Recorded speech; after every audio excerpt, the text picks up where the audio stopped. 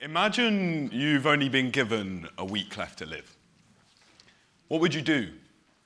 Would you fly somewhere that you've never been before? Would you meet a celebrity that you've always wanted to meet? Would you do something daring, something a bit different? Jump out of a plane, perhaps? Well, over the next 10 minutes, I'm going to try and convince you why I would spend the last week of my life by living an adventure. And it all starts with a boy named Liam. Liam was 10 years old when he was diagnosed with cancer, and Liam changed my life. He was my brother. He was my friend, my best friend, actually, and he was the most amazing person that I ever met in the entire world.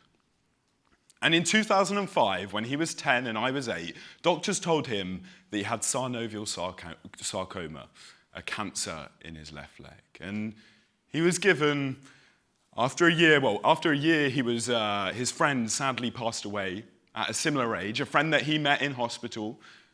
And that's when it became apparent to me, to Liam, and to our whole family that the same could happen to him, and Liam wasn't invincible. And shortly after, Liam's cancer was classed as terminal.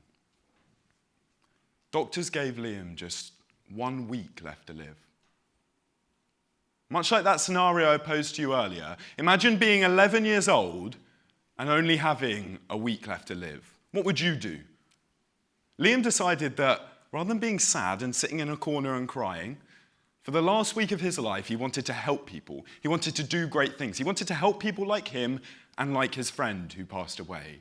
And then a week went by and Liam was still here, and people were going, "Hold on, Liam, you probably shouldn't be here." Not that, they weren't that mean about it, but for the sake of the narrative, they were. And they were like, "This is so confusing, why are you still here?" And then another week went by, and then another couple of weeks went by. Doctors told Liam he wouldn't live to his 12th birthday. He proved them wrong. Liam was told that he would never be able to walk again because of the cancer in his leg. He proved them wrong. Time and time again, Liam defied all odds. Until sadly, on the 30th of June, 2009, Liam passed away. He was aged just 14 years old. And his promise he made to himself in that last week of his life was to try and help people. And he ended up raising millions of pounds for charity. And he proved to me that you can do anything if you believe that you can do it. And I remember many things about the day he passed away. I remember the time, I remember the weather, I remember what was on TV, I remember what I ate. But my most two poignant memories were the two promises that I made to Liam. Firstly, that I would try and help other people in some way, however I could. And secondly, and I think this is a promise that we should all make to everyone at any time, is that I would live a great life. And I decided to do that by living every week of my life as an adventure. It started in January of 2015, and I saw these nutters going around the world on a bicycle. They were either trying to beat a world record, or they were trying to spend years and years just cycling around and doing amazing things and meeting really cool people. And I was like, I really, really want this challenge. So I decided that I would just do it. So my first kind of point about trying to live your life as an adventure and how you should is just to do it, to go out there and do something. I decided, with some little savings that I had, I would spend all my money on purchasing a flight to Australia. And I purchased the flight, so I had to go there and cycle around the world. And then, thousands upon thousands of miles, 9 months on a saddle, that's 5% of my life, and loads of Vaseline, I started to realize that it wasn't actually about the challenge. It wasn't about the number of miles that I covered on my bicycle. It wasn't about the really, really tough times when I was trying to climb up a hill. It was about the people I met. It wasn't the challenge. It was the adventure. It was the adventure of doing something different. And I was told before I left on my ride, and even during the ride, that everything will go wrong. I was told, I remember a friend specifically telling me, within a month, Callum, you're going to die. And I was like, oh, this isn't good. I don't really want to be doing this. And then after a month went by, I was like, oh yeah, I'm doing all right here. I've only almost been hit by a few cars. It's not going too bad. But everyone was telling me I'd be mugged. That didn't happen. Everyone was telling me I'd be stabbed. That didn't happen. Everyone was telling me I'd be invited into strangers' houses and something would go wrong. That didn't happen. And I started to realize that it would all be okay. And I was in Malaysia. I just cycled through Singapore and Indonesia and Australasia, and everything was being fine. But I was sat down by someone in Malaysia who was really worried that I was about to enter into Thailand. He said, in Thailand, everyone has a gun. And it sounds stupid, because it is. Not everyone has a gun. No one wants to hurt you. Either people don't care you're there, or they're really excited by the idea that you're living your life as an adventure. And rather than being greeted by people who didn't want to help me or didn't want to support, instead, over 400 cyclists joined me within a week. I was actually greeted by police cars who would take me through cities and towns and close off roads. Loads and loads of people would stop their cars and cheer me on. This stranger who didn't speak their language, who had never been to Thailand before, but was greeted by people. It will all be okay. Some people are scared about going on adventures. They're scared of doing something a bit different. I still am at some times. But have to remember that actually people aren't there to hurt you. People are excited by the fact that you're doing something different.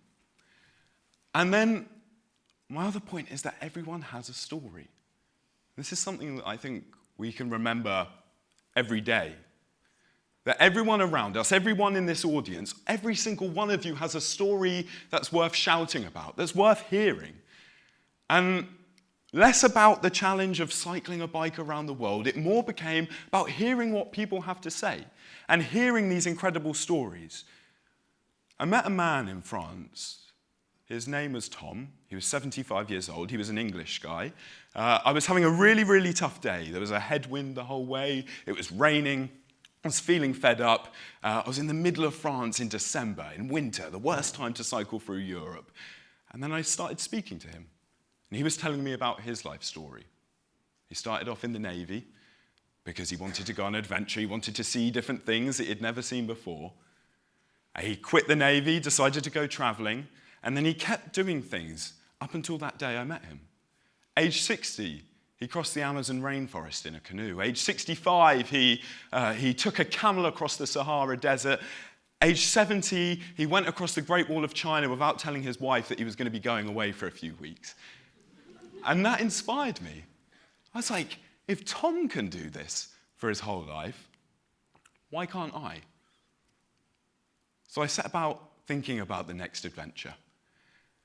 I didn't have much time and I didn't have much money, but the next time that I could actually do something adventurous was in between my first year at university and the start of the second year, so summer, 3 months.